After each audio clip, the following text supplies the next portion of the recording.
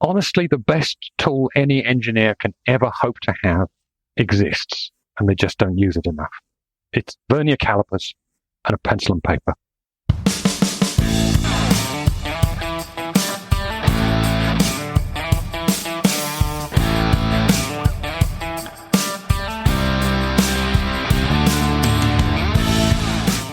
Hello and welcome to the Being an Engineer podcast. And today we have the pleasure of speaking with Jon Lowy, a seasoned product engineer with over 40 years of experience in design and manufacturing.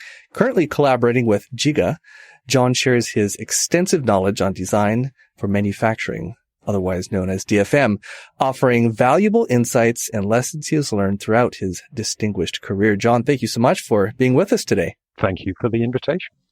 So what made you decide to become an engineer?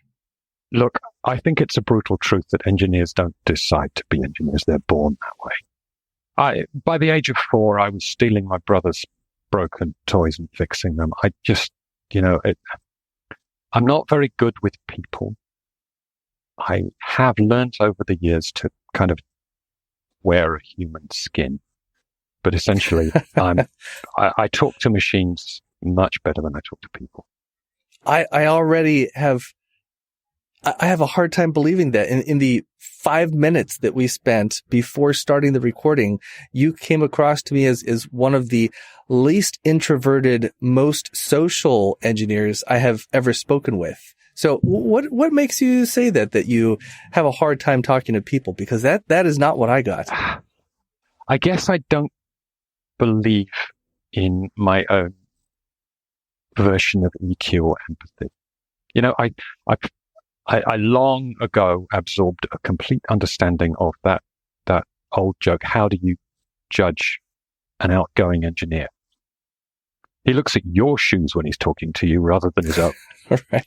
Right.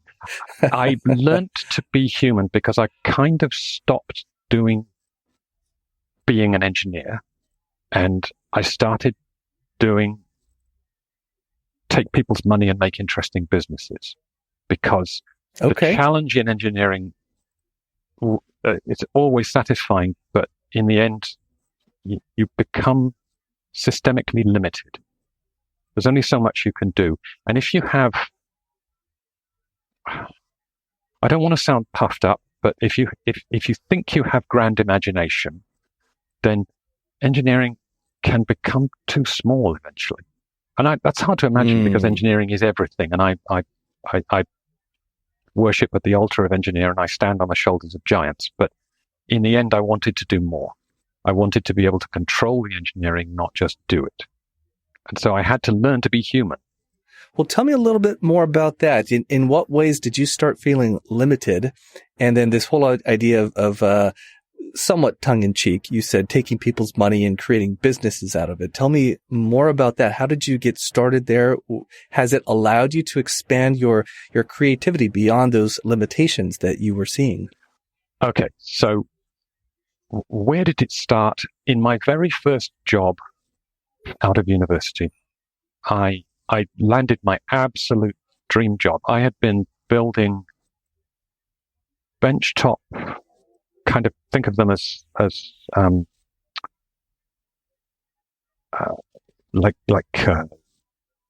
smoke cupboard, chemical cupboard robots for moving stuff around and pouring liquids and handling stuff. I'd been building these things since I was about 9. And I'd landed my dream job out of university, designing and building medical sample processing robotics. So think of them as benchtop laboratories, which handle test tubes and test plates and reagents and all of that stuff. And I was commissioned to build the machine that I'd been trying to build since I was 9. And it was awesome. It was absolutely amazing. And I built the first prototype, and it was 10 times faster in processing than anything that was currently on the market. And we're talking about at the beginning of the AIDS epidemic, when suddenly blood transfusion centers had to do 100% testing. And goodness, they were challenged by that because their testing standards required either automation which didn't exist or somebody with a PhD who could be trusted. And PhDs cost too much, even though they're quite cheap. They cost a lot more than robots. So the whole market became roboticized. And I joined that mid-wave when there were slow, relatively cumbersome, think like screw robots that could handle tubes. Okay. Right? And they weren't very fast and they weren't very adaptive. So I built this amazing machine, which, it's a dream to have been able to do it. And the whole thing ran on superfine aircraft cables with stationary motors. So there was this kind of giant recirculating knitting pattern of stainless steel, nylon encased stainless steel threads that transmitted force and moved things around. And it was an awesome machine, and it was so blindingly fast that nobody could afford to buy it. They didn't have enough volume for it, and it was a terrible mistake from the company to have commissioned the development of it. But I had a great time, and that was all good. So I built the first prototype, and it worked surprisingly well. I mean, I was 21, 22, and I really had no idea. I thought I knew everything, but I really had no idea. And I built this very clever machine, and it worked, and that was a surprise to all of us. And I had one of those moments when I'm kind of unveiling the machine to the CEO, and he looked at it and went, "Those pulleys have got 2 bearings in them." And I said, "Well, yes, they've got quite a lot of load on them. The loads can become off-centered, and it will destroy a single bearing setup really quickly." And he said, "You need to reduce the costs and make them 1 bearing." And I said no, and he fired me. Well, you stuck to your guns anyway. That's impressive at 21. The machine would have destroyed itself in an hour of operation, because you can't have a single row bearing carrying a dirty, skewed load. It just doesn't work. Right. And I went downhill from there in terms of the need to control my environment. And that led me over some years and a couple of career changes into building businesses that did amazing things.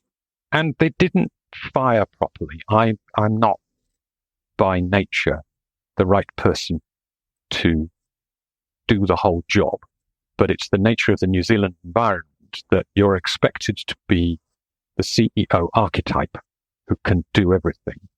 And there isn't enough money to hire the people that you need. So I didn't succeed, and I freely confess my own overreach. But it led me into some interesting directions, and I made a technology that could, if it was properly implemented in the electricity grid, would reduce carbon emissions from the electricity grid by 30%. Nobody wants to implement it because it's a bit scary. Not technically scary, just differenter.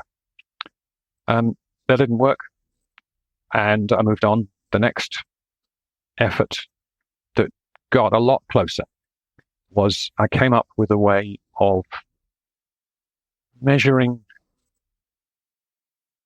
gas levels, volatile airborne gases, at parts per trillion sensitivity.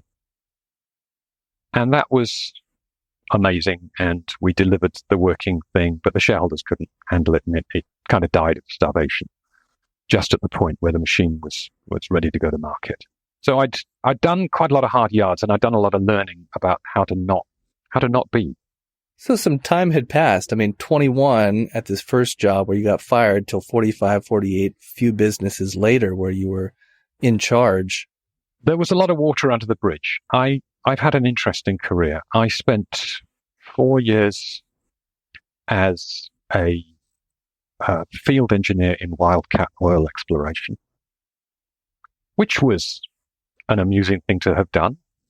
It started off as 2 weeks every month on holiday, and it ended up as 2 weeks every month in prison. In prison? Well, no, not in prison, but feeling like it was in prison. You know, when you spend 2 weeks on a drill ship west of Shetland in a storm. It can be quite hard work. It was a hugely learning experience, and it improved me as a person. What did you learn from it? I learnt to handle difficulty and adversity. I became anti-fragile because if I was fragile, if I failed in my job, then the ship blew up. So there wasn't much room for error. And it was a great education. And I went from that back into engineering. I developed a rugged PC for the British Army to go with one of their new fighting vehicles for target selection, so that some poor squaddy, up to his neck in water, could have this PC floating in front of him. He could call in fast movers or whatever. It was an interesting thing. I moved on from that. I became a high school teacher. Moving on. Well, what did you teach in high school? Bastards. No, that's not fair. I absolutely loved teaching, but I didn't like it. Sorry, you need to understand. I store up those good answers to those very sensible questions. Oh, this is fun, John. So, teaching was an awesome experience. It made me a more organized person because of what motivated you to go into teaching? I mean, shoot, you did some giant automated contraption when you were 21, got fired because you wouldn't remove bearings from it, went on to do wildcat oil drilling, built a couple of businesses on your own, particle detection, and somewhere in the middle of that, teaching, which seems like just felt like a good thing to do. You're all over the place. Yeah, definitely that. It's part of the ADHD that I get bored. And if the challenge is kind of threatening, then it's not that interesting. I'm not going to take drugs for it. I take work for it instead. So, I've moved on to do even bigger and more interesting things, which we can talk about. It's not really engineering, but people might be interested to hear about it. But so really, all of those things led me to a point in space. And it's an interesting point. And somebody that I worked for a long, long time ago, who was a very unwise person and a very pencil-necked manager, said the wisest thing, possibly the only wise thing he'd ever said in his life, which was, and I was complaining about something because, whinging to your boss is part of the joy of having a job. You've got somebody you can whinge to. And I don't remember what I was complaining about. It didn't matter. And he pulled me up short and said, "Do you like where you are?" And I thought, yeah, it's pretty good. And he said, "Then stop complaining about the journey." Okay. Now that was a seminal moment for me to recognize that a pathway might be a bit raggedy. It might be full of stones. You might fall over a lot and cut your knees. But if it gets you where you need to go, then it was the right path. And teaching was part of that. It was hard. It was really hard. Staying polite, staying calm, learning to be angry without showing it. It was a good piece of advice when I started teaching, because it's a really hard thing to do. It's the kids will make your blood boil. I know something about that. No. Bottle it up, pack it down, and then act it out under your control. And what did that look like for you, acting it out under your control? Oh, it meant a performance of rage. But I could turn away to another kid, speak politely and calmly and quietly about what they're doing, and then turn back and switch on the rage. Acting, almost. Totally. Entirely. Teaching is definitely time on stage. And your audience is really unappreciative, and they mostly hate you. And they heckle. Sounds a little like parenting. No, it's very, very like parenting. except that it's a bigger crowd and they feel more empowered because you're just a low-paid scumbag who's there to supervise them. You're a glorified policeman, essentially, who's there to beat knowledge into them, and mostly that's not going to work.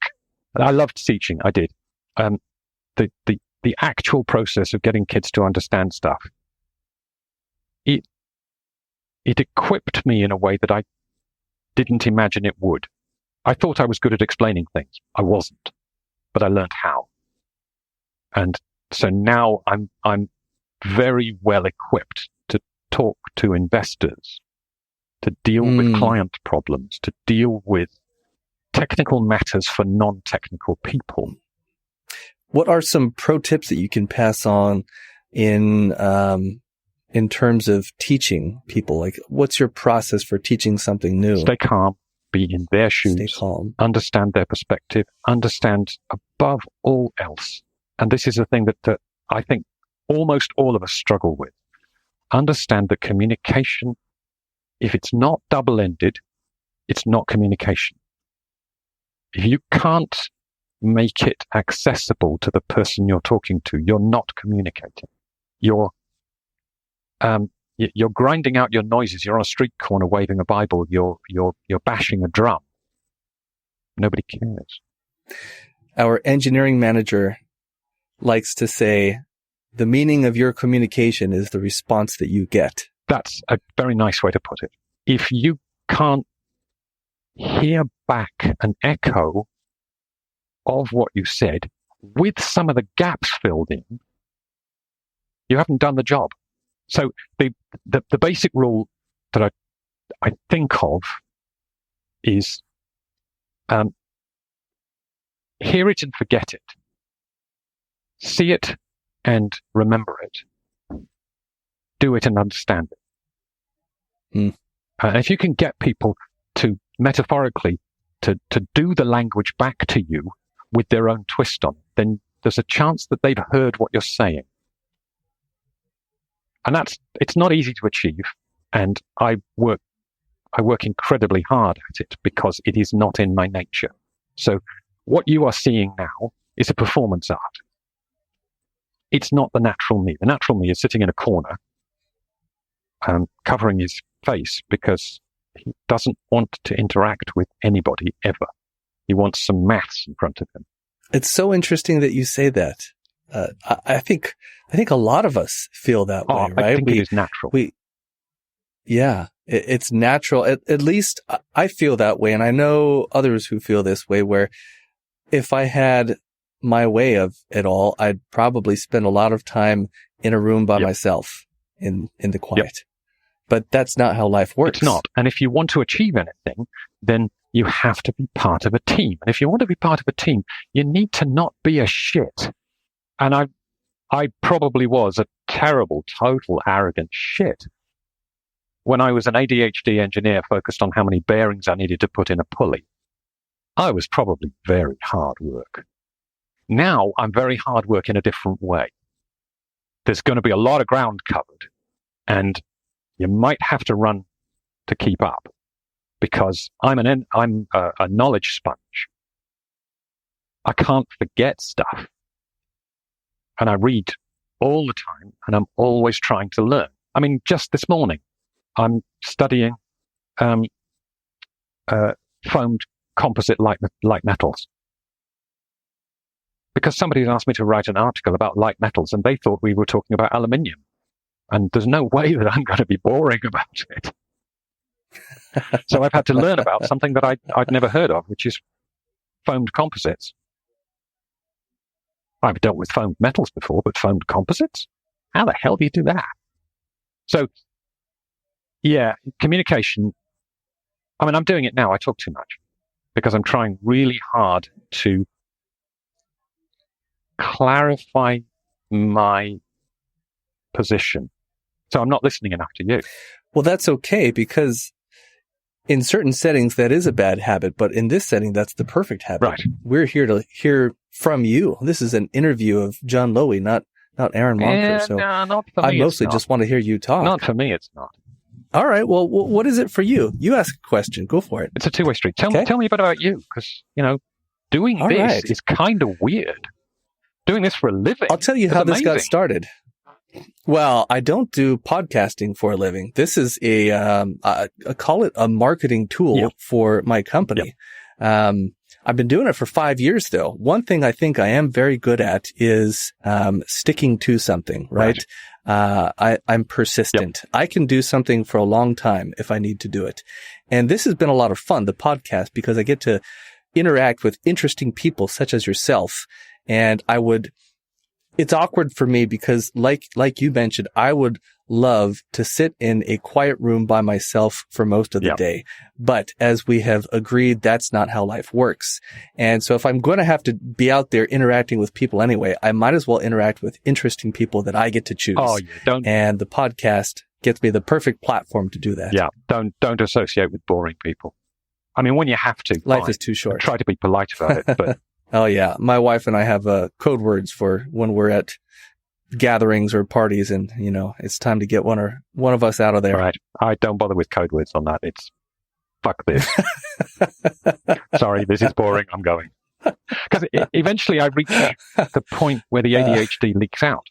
I can't always contain it. But it's a kind of basic rule of engineering. If you pack it in too tight, it's going to squirt out somewhere else. Right. Pressure. I have heard ADHD described as a superpower. It is. No question. What was the analogy? It was ADHD is like having a Ferrari for a brain with bicycle brakes. That sounds optimistic about the brakes. I don't know about the Ferrari thing. We're getting close though. I think of myself as a Unimog on bicycle wheels. A Unimog? Sorry, the Unimog is the Mercedes military truck. 6-wheel drive, okay. 12 tons of roaring German diesel. And the wheels, when they hit the ground, they stay where they are. So I've got all of that horsepower. Traction's my problem. I spend a lot of time with my wheels spinning. And they spin really fast. Do you get tired? But they're just spinning. Do you get tired or are you always firing on all cylinders? I gave up sleeping actually in the oil field. Really? Well, 35 years ago now. Because of working a 12 on, 12 off shift cycle. And then after a week doing a changeover, it's just impossible to sleep. And there was one drill ship that I was on that didn't have enough accommodation for the crew. And I swear I had a hot bunk, which means that somebody else used it for the other 12 hours. That's not that appealing, but we'll let that go. We weren't in it together because that would have been bad because he was, as I recall, he was a 6'7", 350-pound Glaswegian driller. But we'll, again, let that go. I swear it was on top of a 2-megawatt genset. For 12 hours. I gave up sleeping. And now I need 3 hours a night. And it's not 3 hours. I'm so jealous. I wish I could operate on 3 hours a night. Do you feel good though? Oh yeah. Yeah. Look, one night a week I sleep more. It's as much as I can sleep. Wow, that's incredible. I just don't need it. Margaret Thatcher claimed that. I don't really want to be like her in any way, but she claimed the same thing. That it just wasn't, it reached a point in life where it wasn't necessary anymore. It is empowering, but it's also a little bit dangerous because it means that a lot of the time you're operating tired, but not accepting that you're tired and not doing anything about it. I'm okay as long as the blood level in my caffeine delivery system doesn't get too high.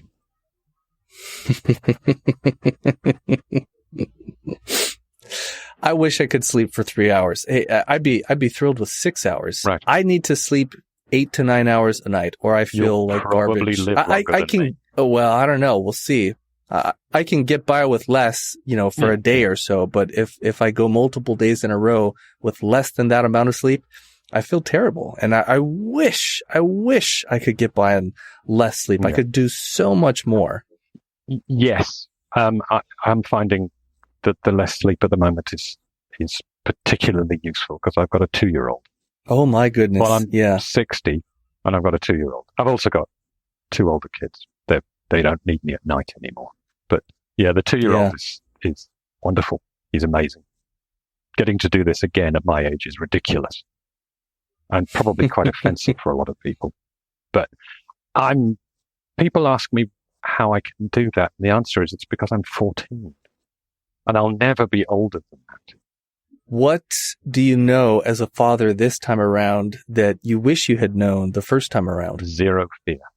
What does that mean? Zero fear. That I'm not afraid of anything that happens because I know that it's all under control and I know that it's all pre-programmed. And like when he gets sick, yeah, it's horrible. But I don't need to be asleep. I'm good. And because he's getting sick, he's building immunity and he's getting stronger. So all I've got to do is supervise him to make sure he doesn't get damaged by being sick. You know, confidence is so empowering. My oldest son is 24 and he's awesome. He's a working stiff, makes a living. He's a mostly happy person. He's a little bit fascist for my liking, but you know, I don't know how that happened. But he's a good man and he's a decent, honest soul. And he was hard work because I had no bloody idea and I was terrified. And I was 34. I'm 35. And I was terrified because I was frightened of what was happening because I didn't understand it. Because, of course, our society doesn't teach you how to be a parent. And I try to put this in a nice way. My autistic father didn't teach me how to be a parent for sure. So I had to learn it from scratch. Doing it again is awesome because I can just look at what's going on and say, no, that's no problem. Or we're going to the doctor right now. And those are the two conditions.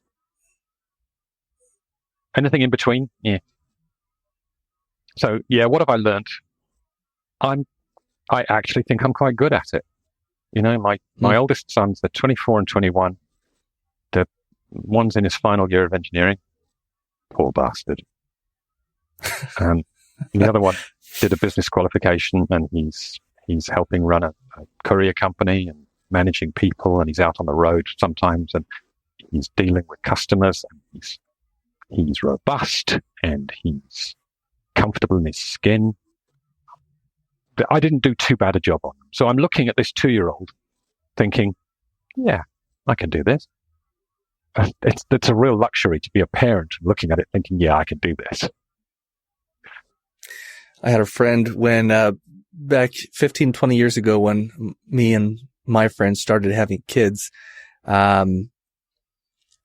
he had their first child, and I remember asking him, you know, are you worried about this at all? Are you scared? Are you nervous about being a father and teaching this child how to become a successful member of society someday?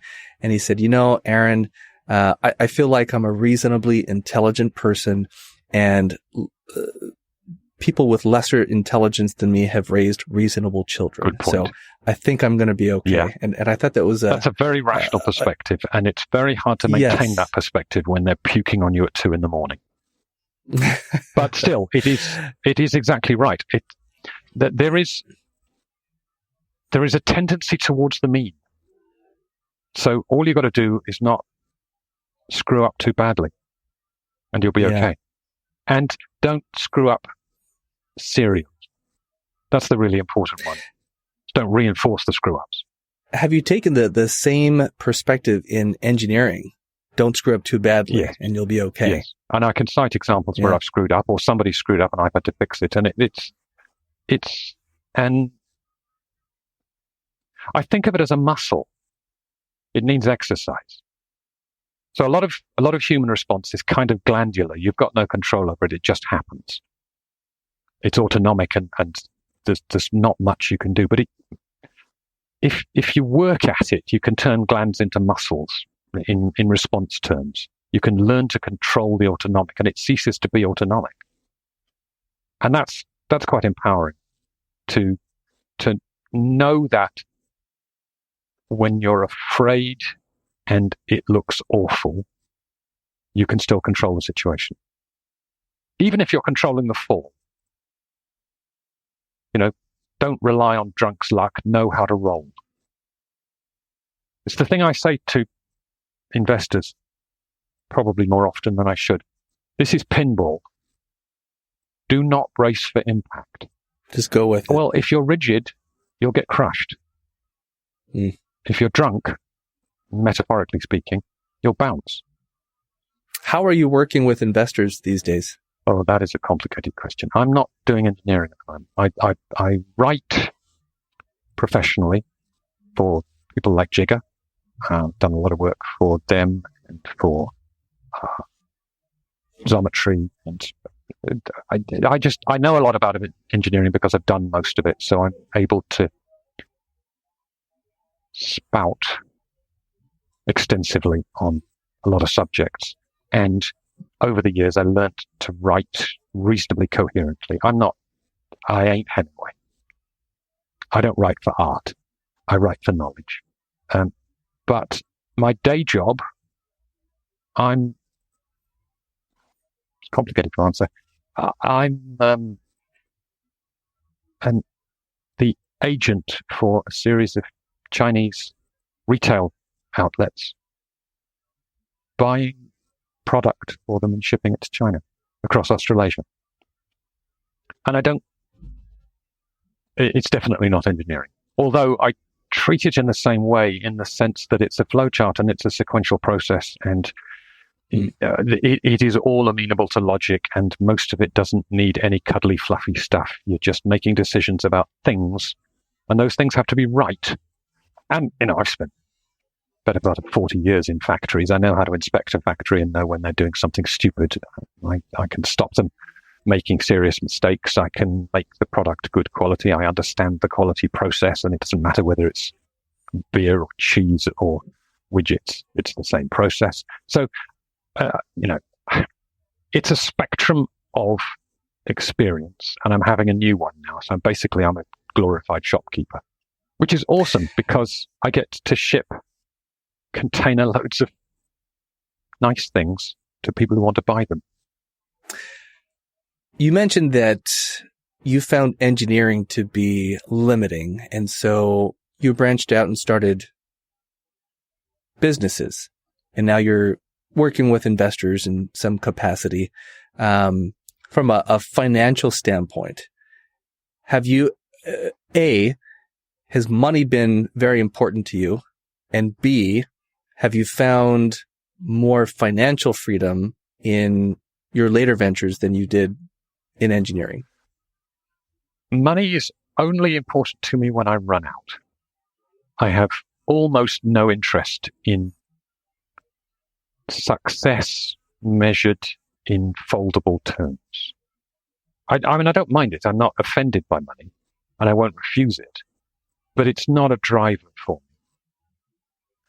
Have I achieved greater financial freedom? At times, yes.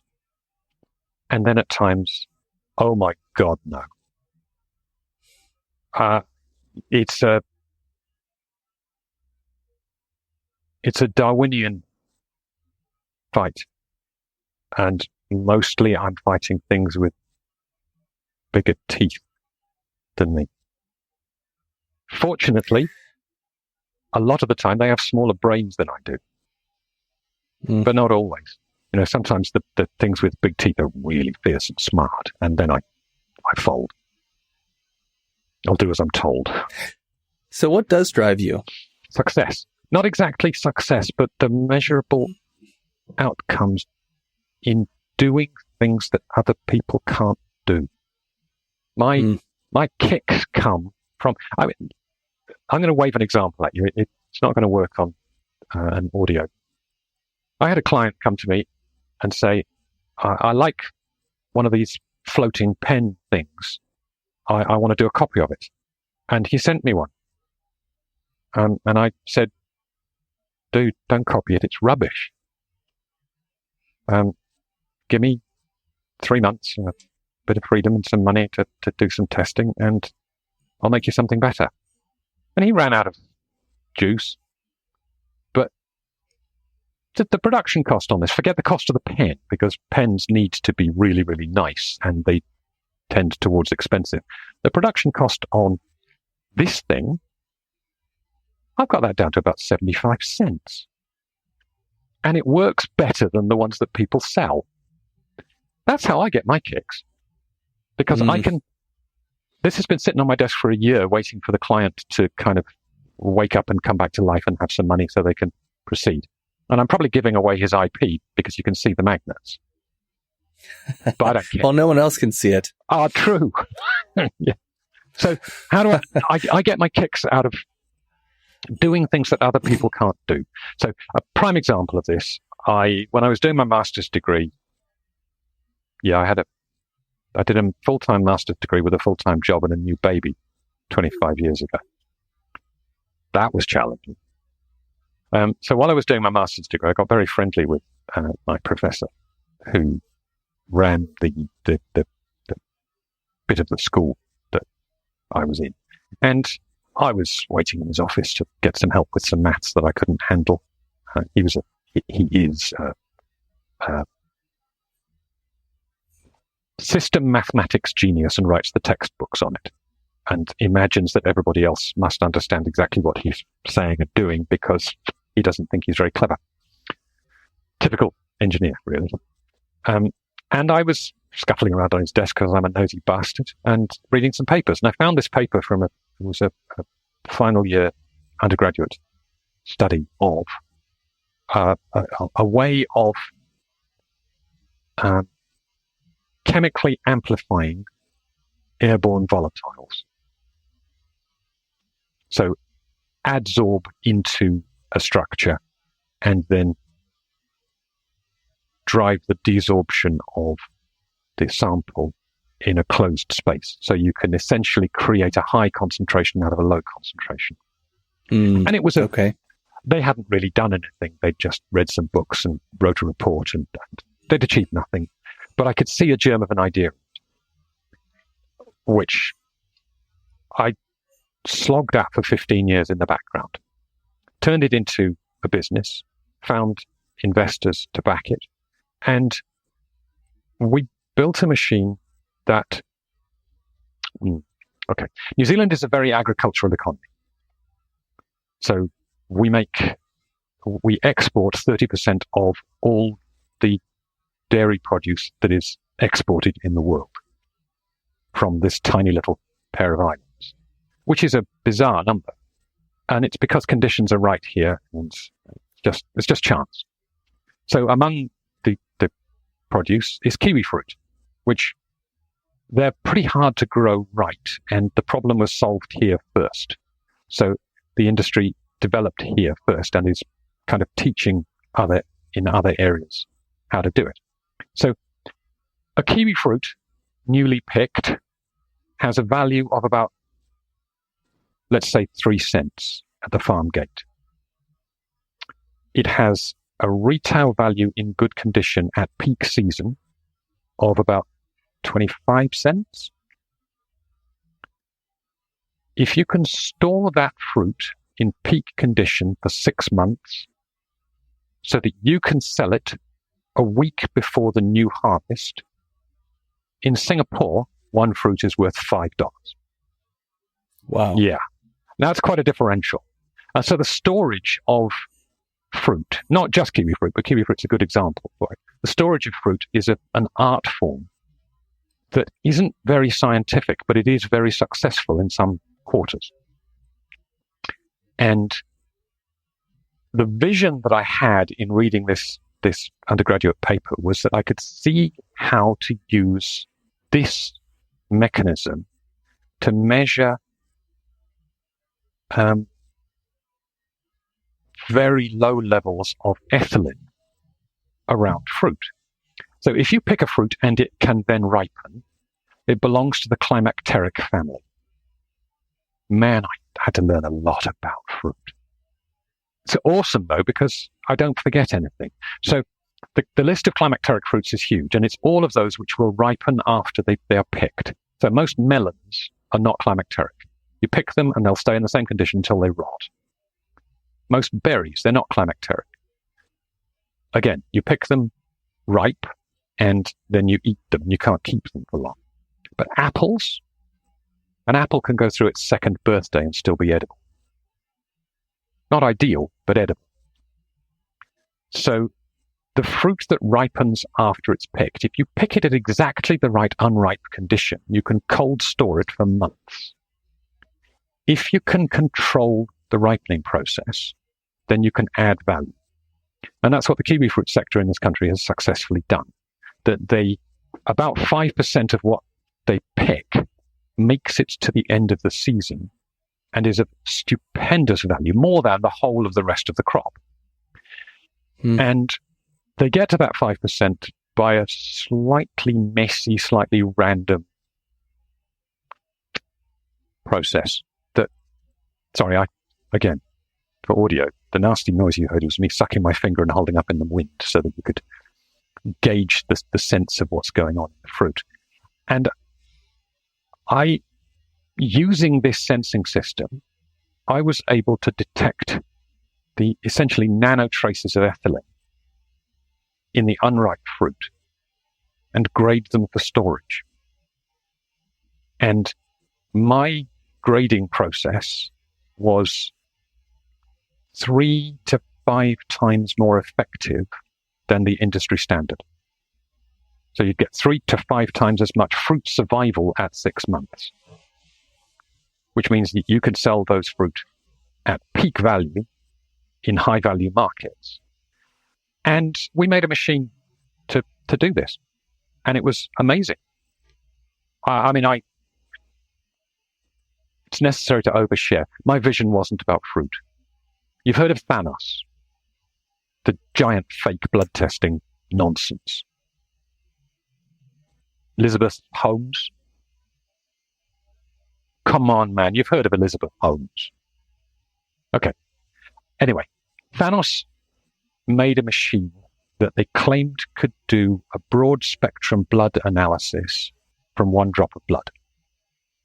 Okay. Not a whole blood sample, where the normal processes require a few cc's of blood for each test. Oh, they're ridiculous. Yeah, you have vials and vials full of blood. So Thanos was a giant Ponzi scheme that raised vast amounts of money on a machine that could do a broad spectrum test of a single drop of blood. And they had nothing of the kind. There just isn't enough chemistry going on in the tiny amount of sample to be able to amplify it to do anything. The only thing you can do with that is a DNA test, because you can make the DNA grow. But you can't do the blood analytics that people require, because the chemistry can't be amplified. You just need more of it. And the sensor is no use in these low levels. So I have, and I'm still storing it in my head, a vision for a version of Thanos that's based on your smell. And I can amplify your smell 1 billion times, probably more. Now that sounds And then what disgusting, do you do with that? But you wear a skin patch that adsorbs, careful use of words there, adsorbs. So it's not soaking up, it's associating with. It takes in all of the volatiles that come off your skin. Well, it's perfectly possible to train a dog to diagnose TB off people's breath. There's a variety of rat used in Africa trained for minesweeping, and they smell buried mines. The sensitivity of the nose, used in the right way, is astonishing. If you can diagnose TB from breath with the right nose, then you can diagnose anything. So by adsorbing the broad spectrum of volatiles off your skin, and then doing a rapid chemical analysis on a reasonably large volume of gas that's high concentrations of smell chemistries, it's going to be possible to do a broad spectrum diagnostic. So that's what I was aiming for with this chemical amplifier. Fruit was just, pardon the expression, but it was the low-hanging fruit. I could get people to understand that business. So I raised money for that business. I know I can do it. The knowledge is waiting to be executed. I've got a few other things to do. But... And Thanos. Jon, you are a unique man, a very interesting individual. Can I ask you some silly questions? Oh, please. They're the best kind, because there's no such thing. What do you eat? And maybe more importantly, what do you not eat? Funny that. I was vegan from teens until I had a child. And I looked at this baby and thought, if I don't give it real food, it'll probably grow to be a funny shape. So I became baconitarian again. What do I eat? A very, very simple diet. My strong preference, I make my own bread, and I put mostly unprocessed things on it. And then I eat a lot of fruit, and I eat a lot of vegetables, and I don't drink much, and that's kind of it. How about your caffeine delivery system? Was that tongue-in-cheek, or do you consume copious amounts of caffeine? No, it's not huge. I'd limit myself to probably 3 cups of coffee a day, but when I say coffee, I mean like Turkish tar.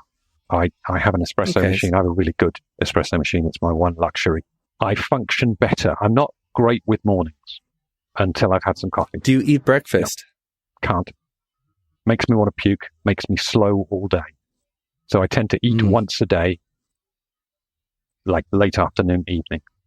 And I might graze a little bit during the day, but I try to avoid eating because I get fat, particularly since I stopped smoking, which is a very long time ago. But I got fat when I stopped smoking, and it was hard work to get back to the weight that... It's funny. When I left school, I did a whole bunch of shit jobs before I went to university, and one of them wasn't shit. It was really, really awesome. I was a kind of care assistant in an old people's home for about 6 months, 8 months, something like that. Terrible pay, awful conditions, but a wonderful experience. And the striking thing about that is that all of the old men were skinny. That was a valuable lesson. If you're not skinny, you ain't going to get old. And I'd like to live not forever, but, well, you know, I'm 60, I've got a 2-year-old. I want to be able to see him out into the world. Yeah, yeah. And, you know, my father was skinny and lived to 94. So I don't eat a lot. And the older I get, the less I eat, because you just don't need it. You're not doing the self-repair. You're just running on the resources that you've got. Do you exercise? It's a dirty word. I move. I don't do exercise for its own sake. But if I have to go and get some milk, I'll walk to the shop. If I have a staircase, I won't walk up it, I'll run up it.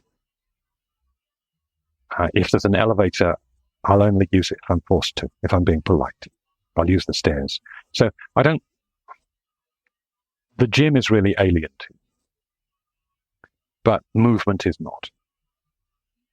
And this is a bit kind of like Plato's golden mean. A little bit of everything is good. Too much of anything is a really bad idea. And my knees tell me that exercise is a really bad idea. What's the most scared you've ever been?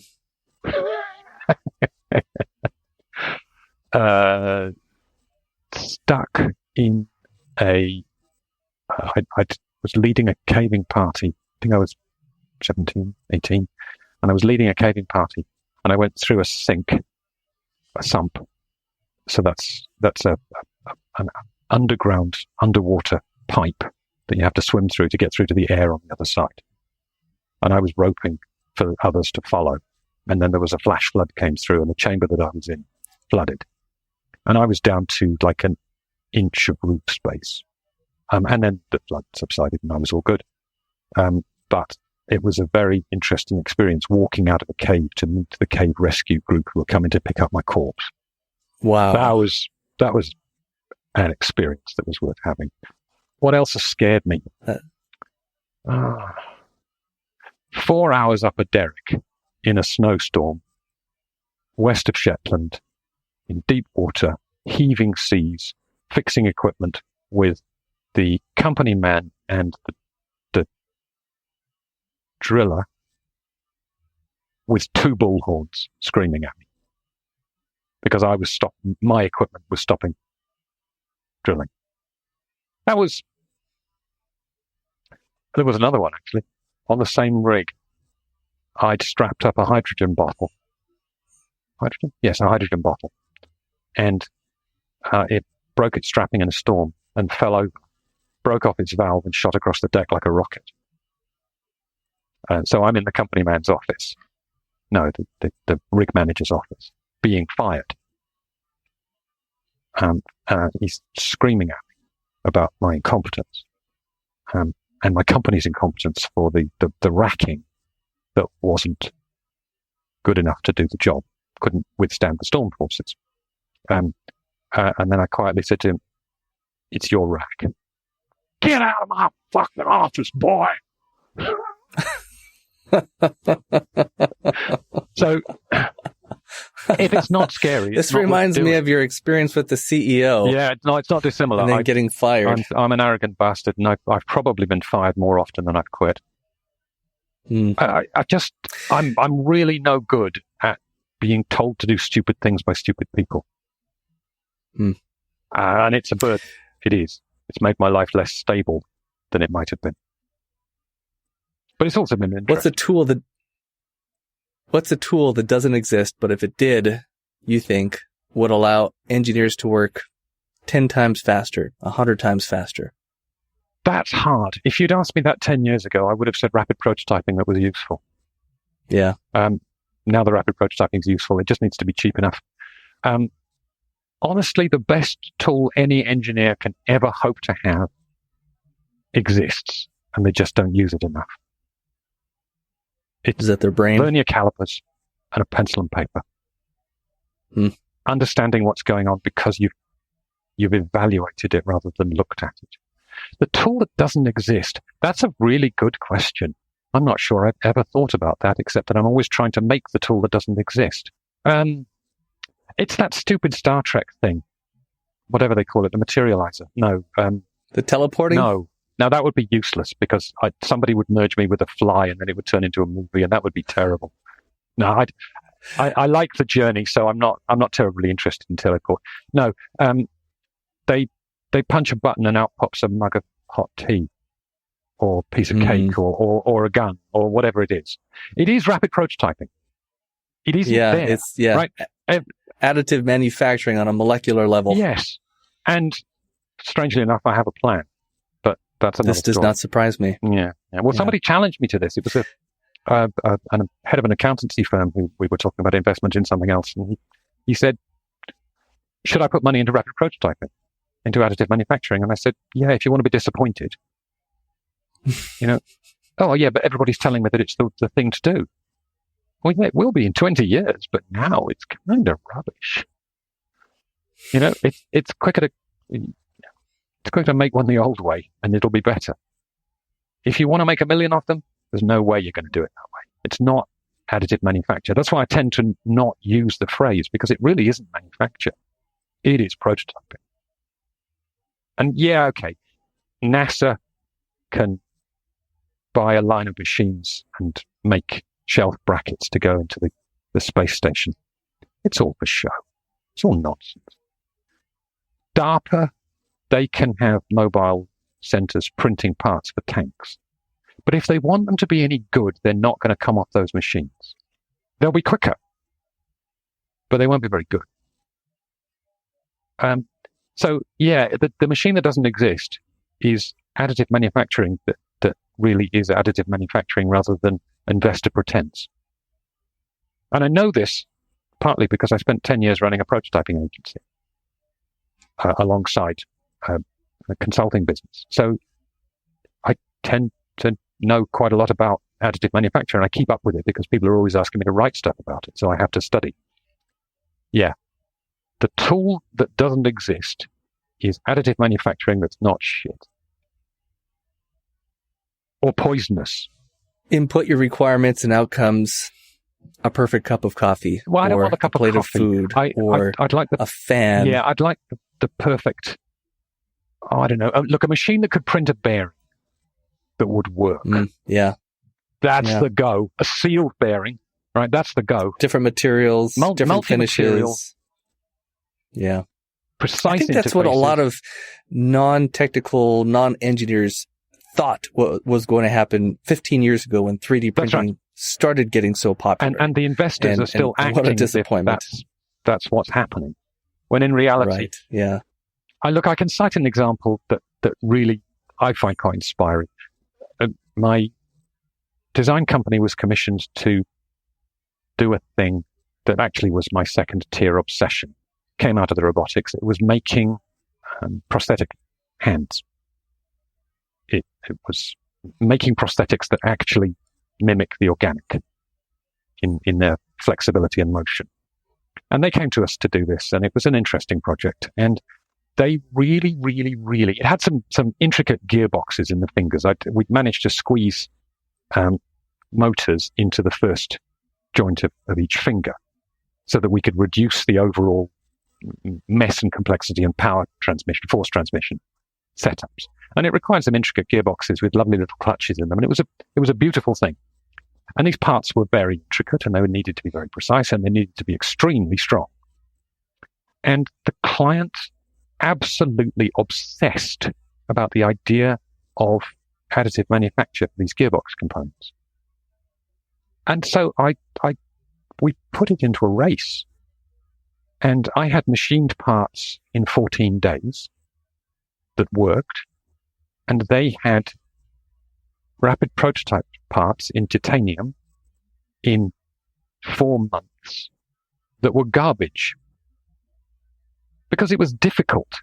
And when it comes down to the finesse needed, if you're trying to make a support to bolt onto a bridge, then the additive processes work awesomely well. You could quickly make something that is strong enough to do the job. Trying to make a gearbox that fits into a knuckle, can't do it. Different story. And it's going to be a very long time, because in the end, it doesn't matter how strong your parts are. If they haven't achieved the surface finish that you require, they're not finished. If you have to machine the surface finishes on there, you have to do the machining. Why the hell did you print it? You've not saved anything. So that's the tool. That's the one that's missing, and it's coming. But a bit like fusion, it's probably another 40 years. Or more. Oh, that's a big technology. Sorry, fusion's not coming. It's not coming in 40 years. And it's probably not coming at all. Well, John, I think we'll wrap it up there. This has been a really fun interview. We didn't talk about Thanks DFM again for...